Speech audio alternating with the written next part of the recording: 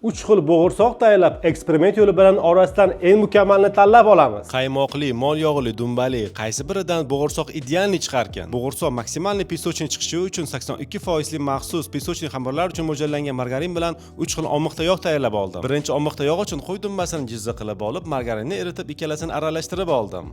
Ikkinchi omiqda yog' uchun oq mol yog'ini eritib, margarin bilan aralashtirib oldim. Uchinchi omiqda yog' uchun ko'kchani xonadon qaymog'ini tanladim. Margarinni eritib, birozgina sovitib, qaymoq bilan aralashtirib oldim. Un, tuz, razlixitr, shakar va sut bilan bir xil retsept va gramajlar bilan 3 xil omiqda yog' asosida 3 ta xamir tayyorlab oldim. Bo'g'irsoq xamirlari yumshoq va yog'li bo'lgani uchun xamirlarni xolodilnikda yarim soat tindirib oldim. Eksperiment xulosasi yanada aniq bo'lishi uchun xamirlarni bir xil qalinlikda yoyib olib, bir xil razmerda bo'g'irsoqlar tayyorlab oldim va ularni past olovda bir xil gradusda singdirib pishirib oldim. Qaymoqda oqsuv ko'p bo'lgani uchun qaymoqli bo'g'irsoqlar birozgina ishib chiqdi. Qaymoqli bo'g'irsoqni mazasi yaxshi, ammo lekin bo'g'irsoq pisochniy bo'lib chiqmadi. Qo'y dumbali bo'g'irsoq qovurilganda qovjirab, birozgina qisqarib, ko'rinishi chiroyli chiqmadi. Qo'y dumbali bo'g'irsoqni pisochniligi juda ham yaxshi chiqdi.